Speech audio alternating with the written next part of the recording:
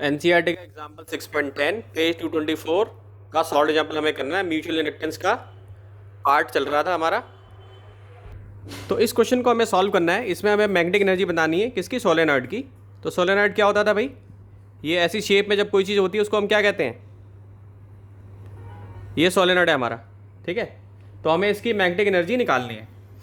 तो हमने पहले पढ़ा हुआ है कि जो एनर्जी है वो होती है 1/2 Li², जिसमें L क्या होता है, सेल्फ इंडक्टेंस, ठीक है। L क्या होता था, सेल्फ इंडक्टेंस, और M क्या होता था, म्यूचुअल इंडक्टेंस, ठीक है। ये हो गया सेल्फ इंडक्टेंस, और M क्या हो गया, म्यूचुअल इंडक्टेंस,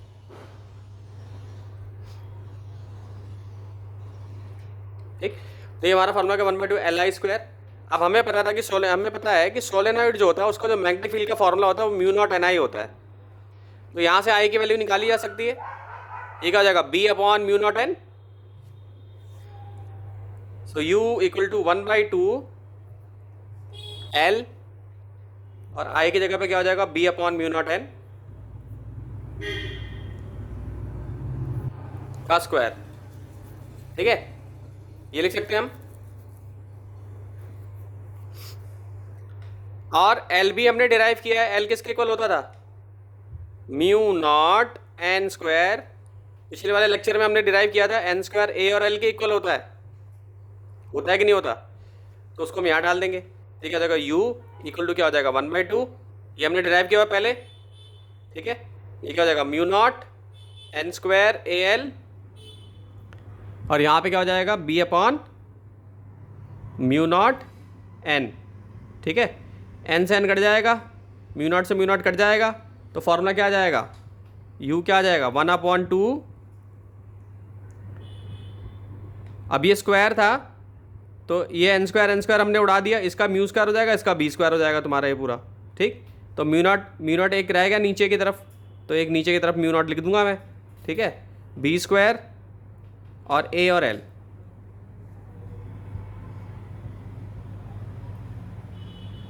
ठीक है। तो बच्चों ये तुम्हारी एनर्जी निकल गई, किसकी, सोलेनॉइड की एनर्जी निकल गई इन टर्म्स ऑफ L, ठीक है। इसको लिख लीजिए फटाफट, ठीक।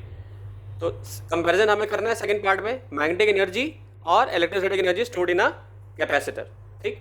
तो हमने पढ़ा था कि मैग्नेटिक एनर्जी क्या होती है, मैग्नेटिक एनर्जी होती है स्मॉल UB से रिटर्न करूंगा, और ये क्या लिखूंगा मैं, UB/V, UB/V, ठीक है। एनर्जी पर यूनिट वॉल्यूम, जिसमें V क्या है, volume date contains flux. V क्या है, वॉल्यूम डेट कंटेन्स फ्लक्स, यानी कि जहां पे फ्लक्स है, ठीक है। तो इसको UB/V लिख लिया। ये क्या हो जाएगा तुम्हारा, ये तुम्हारा हो गया मैग्नेटिक एनर्जी, ठीक है। और ये क्या है, मैग्नेटिक एनर्जी पर यूनिट वॉल्यूम है, ठीक है। तो UB/V लिख लिया मैंने। अब भाई वॉल्यूम का फॉर्मूला क्या होता है, एरिया इंटू लेंथ होता है, ठीक। तो इसको क्या लिख सकता हूं मैं,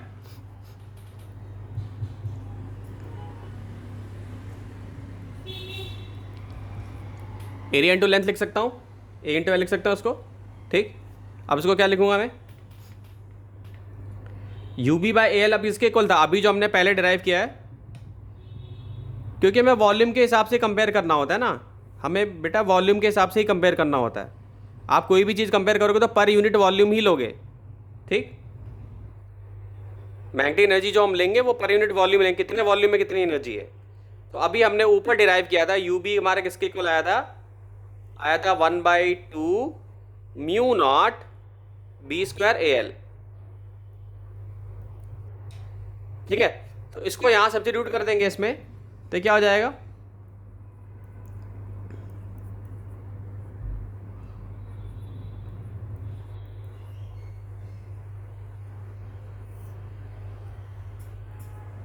और यहां पे क्या हो जाएगा, A × L हो जाएगा। सो UB क्या हो जाएगा, 1/2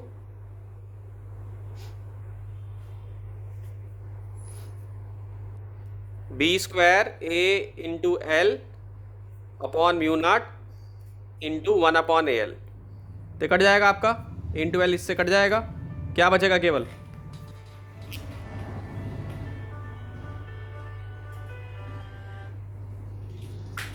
क्या बचेगा, 1/2 हो गया, बी स्क्वायर हो गया, ए इंटू एल हो गया, अपॉन म्यू नॉट हो गया, इंटू 1 अपॉन ए एल के इक्वल आ गया। ठीक है बच्चों, तो ये क्या बचा, फॉर्मूला क्या बचा, बी स्क्वायर, ये क्या हो गया, B square upon 2 mu naught बन गया, ये फॉर्मूला हो गया। अब आप लोग इसको लिख लो फटाफट, जल्दी से फटाफट लिख लो। तो कैपेसिटर में मैंने energy density of a capacitor भी बताया था, आप लोगों को बताया था ना। तो कैपेसिटर का जो फॉर्मूला होता था क्या होता था, energy stored in a capacitor क्या होता था, 1/2 CV स्क्वायर। ठीक है, तो वहीं पर मैंने एक रिलेशन और डिराइव कराया था, energy density of a capacitor. ठीक है, energy density of a capacitor या energy stored per unit volume in a parallel plate capacitor. तो उसका फॉर्मूला क्या होता था, UE, तीसरे चैप्टर में कराया था मैंने, दूसरे चैप्टर में, सॉरी तीसरे में तो करंट इलेक्ट्रिसिटी है। सो 1/2 एप्सिलॉन नॉट E स्क्वायर हो गया ये। ठीक, तो आप यहाँ पे देखो 2 आ रहा है इसमें, इसको कंपेयर करें, यहाँ पे बी स्क्वायर आ रहा है, यहाँ पे E स्क्वायर आ रहा है ना। तो यहाँ पे क्या है, 1/μ0 है, यहाँ पे E है। तो यही कंपैरिजन हमें करने के लिए बोला गया है कि इसमें कंपेयर करिए। तो कंपैरिजन क्या मिलता है, यहाँ पे B है भाई, यहाँ पे E है, यहाँ पे भी 2 है, यहाँ पे भी हाफ है, और म्यू नॉट की जगह पे क्या है, यानी कि यहाँ पे 1/μ0 था, तो यहाँ पे क्या है, कांस्टेंट E0 है। समझ गए। सो इन दोनों ही केसेस में क्या खास बात नजर आती है कि इस केस में भी, यानी कि मैग्नेटिक एनर्जी की भी अगर हम बात करें, अगर हम इसकी भी बात करें, तो ये किसके डायरेक्टली प्रोपोर्शनल है, बी स्क्वायर के। ठीक है, और इसमें जो कैपेसिटर में जो एनर्जी स्टोर्ड है वो किसका डायरेक्टली प्रोपोर्शनल है, इलेक्ट्रिक फील्ड के। ठीक है, तो ये इसमें एक कॉमन चीज है कि ये दोनों ही डायरेक्टली प्रोपोर्शनल है। ठीक है, इतना ही इस क्वेश्चन में हमें सॉल्व करना था। तो एसी जनरेटर जो है टॉपिक का नाम है। 10th क्लास में आप लोग 2 चीजें पढ़ चुके हो, मोटर और जनरेटर के बारे में आप लोग पढ़ चुके हो। ठीक, तो एसी जनरेटर से एक चीज सबसे पहले ध्यान रखनी है कि इसमें एसी करंट जनरेट होता है। एक जनरल आइडिया दूंगा, फिर उसके बाद लिखवाने वाला काम मैं कर दूंगा। एसी करंट जनरेट होता है। ठीक, क्या जनरेट होता है भाई, एसी करंट जनरेट होता है।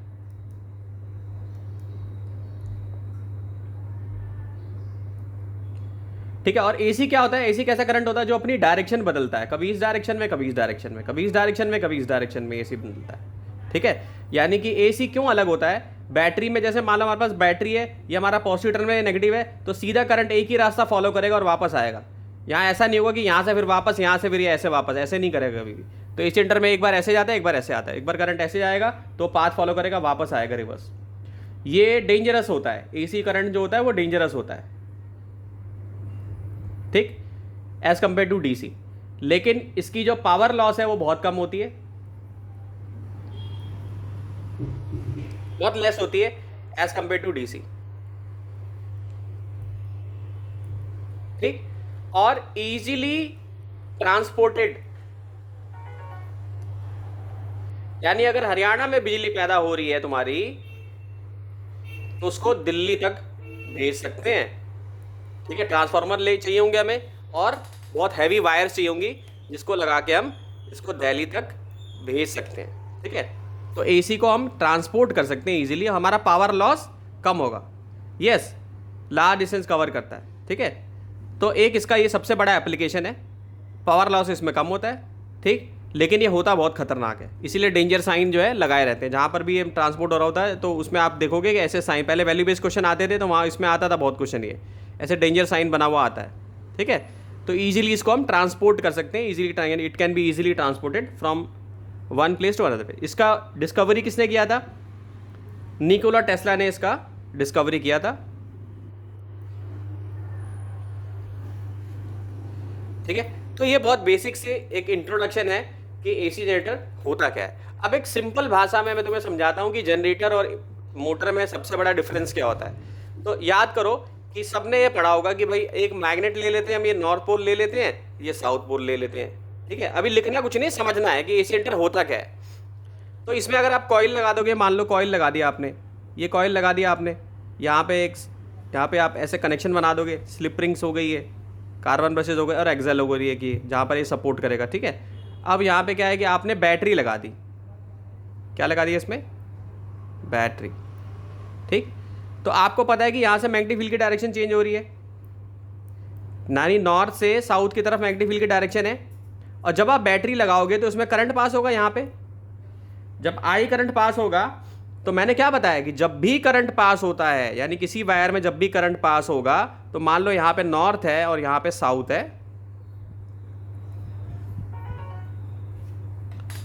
तो क्या होगा,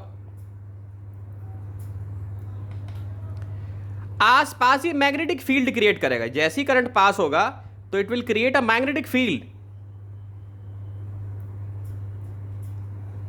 तो अब उससे क्या हो जाएगा भाई, मैग्नेटिक फील्ड क्रिएट करेगा।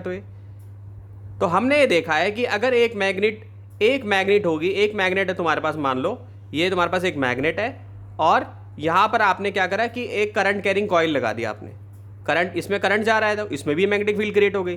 तो क्या होगा कि ये मैग्नेट इस मैग्नेट पे फोर्स लगाएगी, तो उसकी वजह से क्या होगा, मूवमेंट होने लगेगा। यानी कि इसमें जैसे हमने बैटरी लगाया, बैटरी से जब तक करंट पास होता रहेगा तो इसमें मूवमेंट शुरू हो जाएगा और ये चीज़ नीचे की तरफ, ये चीज़ ऊपर की तरफ झटका मारेगी और ये ऐसे ऐसे गोल गोल घूमने लगेगा। ठीक है, तो ये क्या था, ये डीसी जनरेटर था बच्चों। ठीक है, तो इसमें क्या कर रहे हैं हम, इलेक्ट्रिकल एनर्जी को, जो इलेक्ट्रिकल एनर्जी है उसको मैकेनिकल एनर्जी में कन्वर्ट कर रहे हैं हम।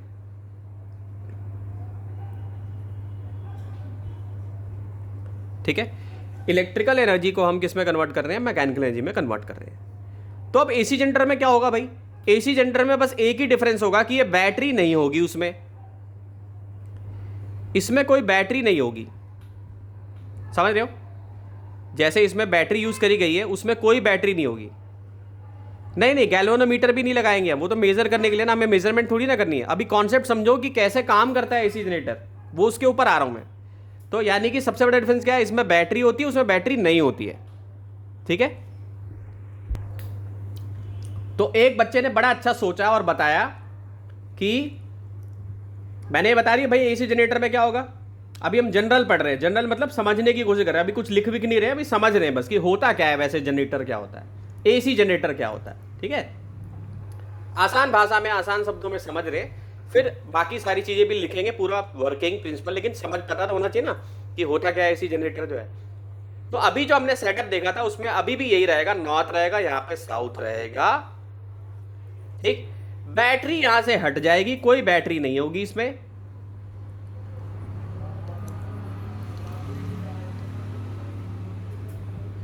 थोड़ा डायग्राम मेरा बहुत अच्छा नहीं बन पा रहा है, लेकिन बुक्स में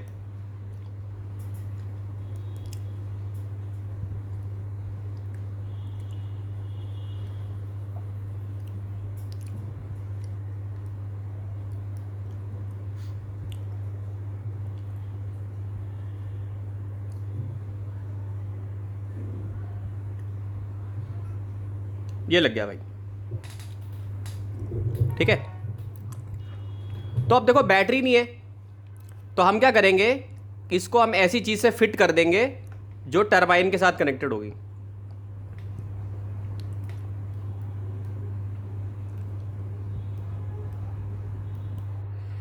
ये टरबाइन हम लगा देंगे ऐसे, इसको इससे फिट कर देंगे, और जब इसके ऊपर पानी गिराएंगे हम, यानी इसको ऐसी जगह पर लगाएंगे जहां पे खूब पानी का सोर्स हो। इसीलिए हम डैम्स बनाते हैं, या इसीलिए हम डैम्स के पास ही जो है पावर हाउस होता है, जहां पे की बिजली क्रिएट होती है और उसको फिर ट्रांसपोर्ट किया जाता है। तो अब जैसे ही ये घूमेगा तो फिर से क्या होगा, इसके घूमने की वजह से क्या होगा, फ्लक्स चेंज होगा। समझ गए, ये घूमेगा, इसमें ये इसको घुमाएगा, ये वायर को घुमाएगा, तो इसके अंदर क्या होगा, फ्लक्स चेंज होगा। किसका, नॉर्थ और साउथ पोल में तो मैग्नेट है ही, फील्ड की डायरेक्शन यही है। तो इस फ्लक्स चेंज होने की वजह से क्या पढ़ते आ रहे हैं, करंट इंड्यूस होगा। क्या इंड्यूस होगा, करंट इंड्यूस होगा। किसमें, वायर्स में, यानी हमें मूवमेंट मिल जाएगी। हमें क्या मिलेगी, मूवमेंट मिलेगी। एक बार जब इसका कॉइल की जो पोजीशन होगी उसके हिसाब से हमें मूवमेंट मिलेगी। ठीक, तो अब आप लोग देखिए फिगर 6.17 एनसीईआरटी बहुत अच्छा समझाया हुआ है, उसमें कॉइल की पोजीशन बताई हुई है। देखो कैसे कैसे कॉइल घूम रही है, तो उसमें ग्राफ भी बनता हुआ आ रहा है। देखो ऐसे ग्राफ बन रहा है। ध्यान से सब लोग अपनी अपना पेज निकाल लीजिए एनसीईआरटी का 6.17, और उसमें देखिए कॉइल की पोजीशन, पहली पोजीशन ऐसे दी हुई है, यूं यूं दी हुई है, फिर आपको ऐसे दी हुई है पोजीशन जो है, यूं ऐसे दी हुई है, ठीक है, फिर आपको अलग दी है। तो उस हिसाब से इसका ग्राफ कैसे बनता है, यूं बनता है। इसको साइनोसॉइडल ग्राफ भी बोला जाता है, ठीक है। यानी एक बार पॉजिटिव मिलेगा, एक बार नेगेटिव मिलेगा, एक बार पॉजिटिव मिलेगा, एक बार नेगेटिव मिलेगा, ठीक है। तो हमें मूवमेंट मिल गई, हमें यही चाहिए थी। और हम इलेक्ट्रिसिटी जो हम यूज़ करते हैं उसमें हम पेमेंट किसकी करते हैं, इलेक्ट्रॉन्स के मूवमेंट की। हमें इलेक्ट्रॉन्स के मूवमेंट की चाहिए पेमेंट करनी है हमें, तो हमें मूवमेंट मिल गई, क्योंकि इसी मूवमेंट से सारे डिवाइसेस हमारे काम करते हैं। समझ गए। और यही चीज अगर माइक्रोस्कोपिक लेवल पे हम करें तो हम पीएन जंक्शन डायोड में भी यही कर रहे हैं। जो सेमीकंडक्टर इंडस्ट्री है, जो सेमीकंडक्टर में भी आगे जाके तुम पढ़ोगे, तो वहां पे भी हम इलेक्ट्रॉन को मूव ही करा रहे हैं, लेकिन बहुत स्मॉल स्केल पे, ठीक है। वहां पे पी और एन जंक्शन डायोड यूज करके हम कर रहे हैं, ठीक। तो आप सबको थोड़ा एक ओवरव्यू मिल गया होगा कि एसी जनरेटर एक्चुअली में काम कैसा करता है, ठीक। तो ये मूवमेंट हो रही है इसकी, तो यहां पे हम कह सकते हैं कि यहां पे मैकेनिकल एनर्जी को, ये मैकेनिकल एनर्जी को किस में कन्वर्ट कर रहे हैं, इलेक्ट्रिकल एनर्जी में, ठीक है बच्चों। मैकेनिकल एनर्जी को किस में कन्वर्ट कर रहे हैं, इलेक्ट्रिकल एनर्जी में। अंडरस्टूड। तो ये मूवमेंट मिल गई हमें। अब बच्चों के मन में सवाल आ रहा होगा कि सर ये एकदम कॉन्टिन्यूस क्यों नहीं रहता, क्योंकि ये इसका ये जो साइड, ये चीज शेप चेंज होती जाती है ना इसकी, मतलब shape in the sense means की इसकी ओरिएंटेशन चेंज होती है ना, ओरिएंटेशन चेंज हो जाती है इसकी। तो इसीलिए बार बार हमें एक बार करंट ऐसे मिलेगा, एक बार करंट ऐसे मिलेगा, साइनोसॉइडल करंट मिलेगा हमें, ठीक है। क्योंकि हमें चाहिए ही ऐसा करंट जो एक बार ऐसे आए एक बार ऐसे, क्योंकि इसी से इसकी पावर मेंटेन रहेगी। समझ गए। तो ये जो प्रोसेस मैंने तुम्हें सारा बताया है, इसी को कहते हैं इलेक्ट्रोमैग्नेटिक इंडक्शन, ठीक है। इसी को कहते हैं इलेक्ट्रोमैग्नेटिक इंडक्शन। अब ये कैसे कनेक्टेड इलेक्ट्रोमैग्नेटिक इंडक्शन से, देखो फ्लक्स चेंज हो रहा है, यही पढ़ते आ रहे हैं, तीनों एक्सपेरिमेंट मैंने पढ़ा है। फ्लक्स चेंज हो रहा है, और फ्लक्स चेंज होने की वजह से क्या हो रहा है, करंट इंड्यूस हो रहा है, ठीक है बच्चों। तो यही इलेक्ट्रोमैग्नेटिक इंडक्शन है। तो एक ही सबसे इंपॉर्टेंट चीज है कि अगर तुमसे पूछा जाए कि एसी जनरेटर किस पे काम करता है, इलेक्ट्रोमैग्नेटिक इंडक्शन पे काम करता है। क्वेश्चन ऐसे भी आ सकता है कि भाई ये बताइए कि इलेक्ट्रोमैग्नेटिक इंडक्शन पे काम करने वाला कोई डिवाइस, उसके बारे में एक्सप्लेन कीजिए। अब बच्चा कंफ्यूज आ रहा है, भाई ये क्या क्या डिवाइस है, रटने वाला बच्चा जो है, लेकिन जिसने पढ़ा हुआ है, समझा, वो बोलेगा अच्छा इलेक्ट्रोमैग्नेटिक इंडक्शन तो एसी जनरेटर होता है। फटाफट वो एसी जनरेटर जो है सॉल्व करके उसका डायग्राम वगैरह बना के सॉल्व कर देगा। ऐसे ही अगर तुमसे पूछा जाए म्यूचुअल इंडक्टेंस पे कौन काम करता है, तो ये म्यूचुअल इंडक्टेंस पे कौन काम करता है, ट्रांसफार्मर, ठीक है। ऐसे आगे जाके एक और पढ़ोगे डिवाइस, रेक्टिफायर, हाफ वेव और फुल वेव, ठीक है। तो डिवाइस 3-4 जो है बोर्ड में आते ही आते हैं, डिवाइस के बारे में आता है, आधा आधा उसमें न्यूमेरिकल दे देते हैं, ठीक है बच्चों। तो ये सब लिख लो आप। और dynamo is a device which converts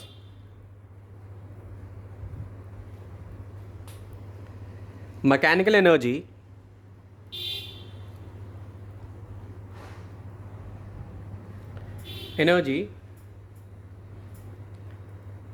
into electrical energy. जो प्रेजेंटेशन में दे रहा हूं ऐसे ही एग्जाम में लिखना है आपको। अगर ये 5 नंबर में आता है या 4 नंबर में आता है तो पूरा आपको लिखना पड़ेगा, mechanical energy into electrical energy, ठीक है। डेफिनेशन होगी। अब आते हैं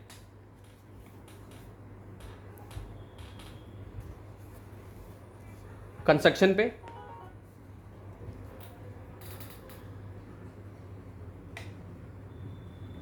नहीं, वर्किंग इसका बेसिक प्रिंसिपल जो है, प्रिंसिपल क्या है इसका,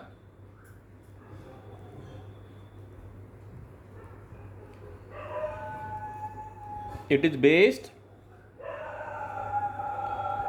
ऑन द प्रिंसिपल ऑफ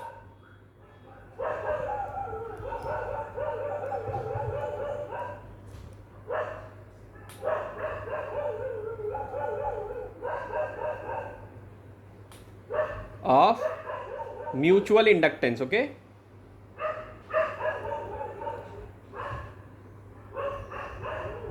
नहीं नहीं, ये क्या लिखवा रहा हूँ भाई,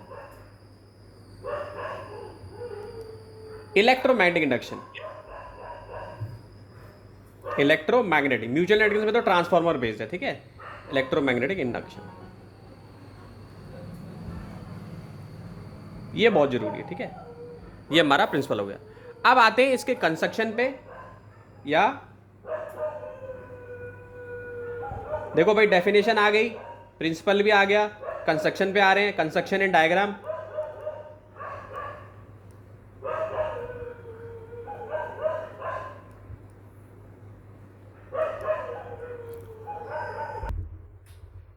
ठीक है, तो ये नॉर्थ पोल, ये साउथ पोल, ये आर्मेचर हो गया तुम्हारा, ये फील्ड मैग्नेट हो गया, ठीक, ये ब्रशेस हो गए तुम्हारे, ठीक, और देखो इसमें कोई भी बैटरी हमने नहीं लगाई है, कोई भी बैटरी हमने नहीं लगाई है, ठीक। तो अब इसमें कुछ चीज़ें समझ लेते हैं, जैसे कि स्लिप रिंग क्या होता है, ठीक, मैग्नेट को तो सबको पता है भाई, नॉर्थ पोल है साउथ पोल है, तो नॉर्थ पोल से फील्ड लाइन निकलेगी साउथ पोल में जाएगी। तो कुछ चीज़ें जो समझने वाली, आर्मेचर भी सबको पता ही कि भाई ये जो कॉइल टाइप की है इसी को आर्मेचर कहते हैं, इसमें कुछ ऐसा बताने वाला नहीं है। स्लिप रिंग के बारे में बता देता हूँ। स्लिप रिंग के बारे में पता होना चाहिए, ये स्लिप रिंग्स हैं S1 and S2।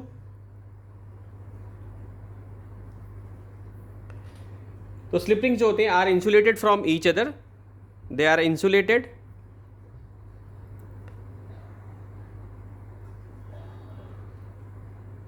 From each other,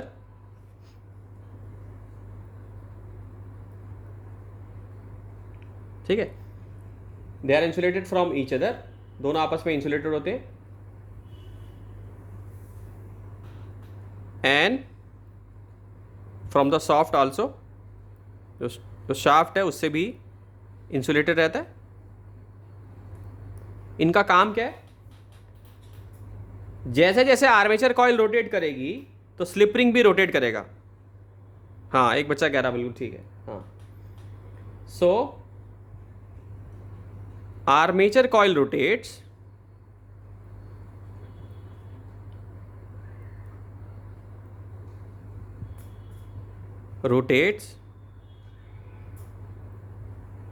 ठीक, आर्मेचर कॉइल रोटेट करती है और स्लिप रिंग भी इसके साथ रोटेट करता है।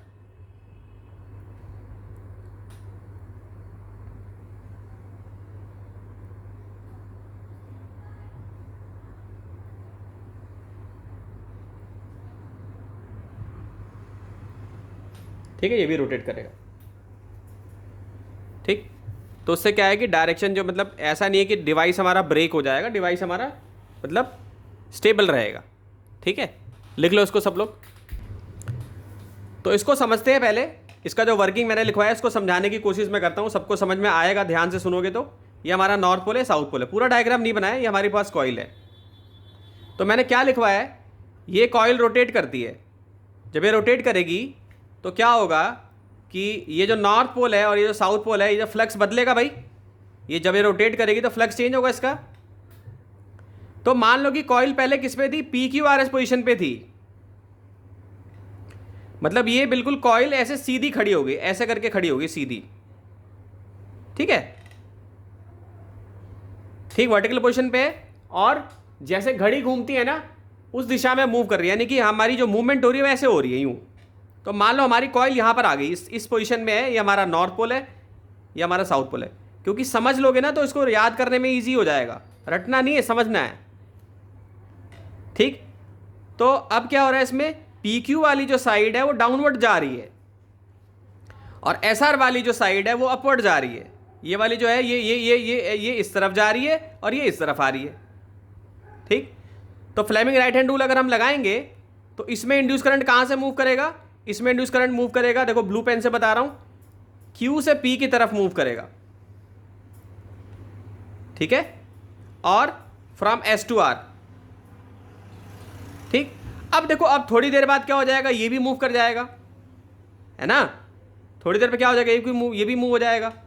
तो जैसे यहां जो मूवमेंट हो रही थी, यहां पे क्या हो रही थी, SRQP हो रही थी, देखो मूवमेंट देखो ध्यान से, ब्लू पेन को देखो, SRQP हो रही थी, ठीक। अब सिचुएशन क्या आएगी, SR जो होगा वो यहां आ जाएगा, PQ जो होगा वो यहां पे आ जाएगा, होगा ना। भाई ये अब मूव करके ये भी चीज़ इधर आएगी। तो इस केस में क्या होगा कि जैसे यहाँ एस आर क्यू पी हो रहा था वैसे ही यहाँ पे क्या हो जाएगा, पी क्यू आर एस हो जाएगा। समझते हो? तो जैसे जैसे इसकी मूवमेंट, यानी कि हमने हाफ रिवोल्यूशन में हमें डायरेक्शन किधर मिल गई, पी क्यू आर एस मिल गई, और हाफ रिवोल्यूशन में हमें डायरेक्शन क्या मिल गई, एस आर क्यू पी मिल गई। तो यही तो एसी जनरेटर, एसी करंट होता है, यूं जाता है एक बार, फिर एक बार ऐसे आता है, फिर एक बार ऐसे जाता है, एक बार ऐसे आता है। समझ में आया सबको? ठीक, ये फ्लक्स है हमारा मैग्नेटिक फ्लक्स, ये बी तुम्हारा मैग्नेटिक फील्ड है, ये एरिया है, और यहाँ थीटा है ओमेगा टी। क्यों लिया है? क्योंकि रोटेट हो रहा है, रोटेशन आ रहा है यहाँ पे, तो रोटेशन आ रहा है तो ओमेगा लेना पड़ेगा। तो ऐसे लिखता हूँ minus D phi by D T लिख सकता हूँ, और इसको मैं लिखूंगा यहाँ पे माइनस एन आ जाएगा, और यहाँ पे वैल्यू डालूंगा डी बाई डी टी, यहाँ पे डाल दूंगा बी ए कॉस थीटा। तो बी ए कॉस थीटा की जगह पे क्या हो जाएगा, ओमेगा टी हो जाएगा। बी और ए तो चेंज होने से रहे, तो क्या लिख दूंगा मैं, एन बी ए आ जाएगा, और ये सब सॉल्व हो के क्या बनेगा तुम्हारा, ये बन जाएगा omega sine omega T. Differentiation कर दिया हमने, ओमेगा साइन ओमेगा टी आ जाएगा, क्योंकि दो फंक्शन है इसमें, तो ये एन बी ए ओमेगा साइन ओमेगा टी आ जाएगा। ठीक, तो अब इस ओमेगा टी की जो वैल्यू है, ये आपका ईएमएफ का एक्सप्रेशन आ गया। जो ओमेगा टी की वैल्यू है वो कैसे कैसे चेंज हो रही है, वो प्लस और -1 के बीच में चेंज होगी। ठीक है, तो अगर मान लो मैं ई को बोलूं कि ये ई नॉट के इक्वल है, मान लो सपोज करो इसको हमने ई नॉट दिया है, suppose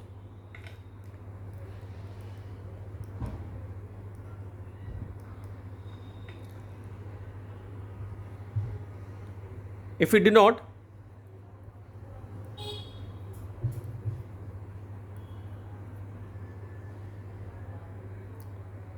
NBAW as E naught, तो क्या बन जाएगा, E equal to E naught sine omega T. ठीक है, तो ये क्या बन जाएगा, पीक या मैक्सिमम। एसी करंट अभी पढ़ाऊंगा ना आगे जाके, एसी करंट, तो उसमें आपको इसका यूज पता चलेगा। तो ये पीक या मैक्सिमम हो जाएगा। समझ गए? अब एक क्वेश्चन आता है कि why it is alternating current. क्यों कहते हैं इसको अल्टरनेटिंग करंट, हम क्यों बोलते हैं इसको, ये हमने डिराइव कर लिया, एक्सप्रेशन डिराइव कर लिया। तो क्यों इसको अल्टरनेटिंग करंट करते हैं, बिल्कुल इसलिए कहते हैं हम इसको अल्टरनेटिंग करंट, इसलिए कहा जाता है because the direction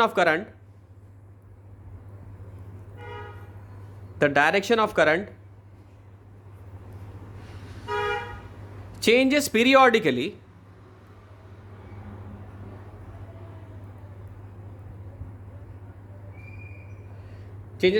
and therefore the current is called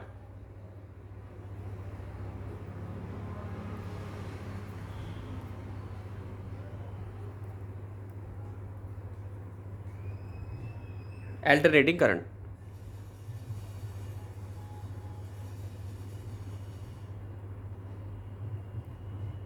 Okay, therefore the current is called alternating current. तो ये भी मैंने बता दिया, एप्लीकेशन आप लोगों को बता ही दिया था। ठीक, तो ये आपके ये डेरिवेशन पूरी हो गई। अब इसको ओमेगा को मैं इसको ऐसे भी लिख सकता हूँ, E equal to E naught sine 2 pi frequency into time. ठीक है, क्योंकि ओमेगा क्या होता था तुम्हारा, 2 पाई इंटू फ्रीक्वेंसी होता था। ठीक है, तो ये हमने पूरा एसी जनरेटर कर लिया, हमने इसका एप्लीकेशन पहले ही समझ लिया था, फिर हमने इसकी वर्किंग देखी, कंस्ट्रक्शन। तो अगर 4 नंबर का क्वेश्चन आता है तो पूरा आपको अभी डिसएडवांटेज और एडवांटेज भी लिख सकते हो आप। ठीक है, तो आपको पूरा एक्सप्लेन करना पड़ेगा बच्चों। ठीक है, लिख लीजिए इसको।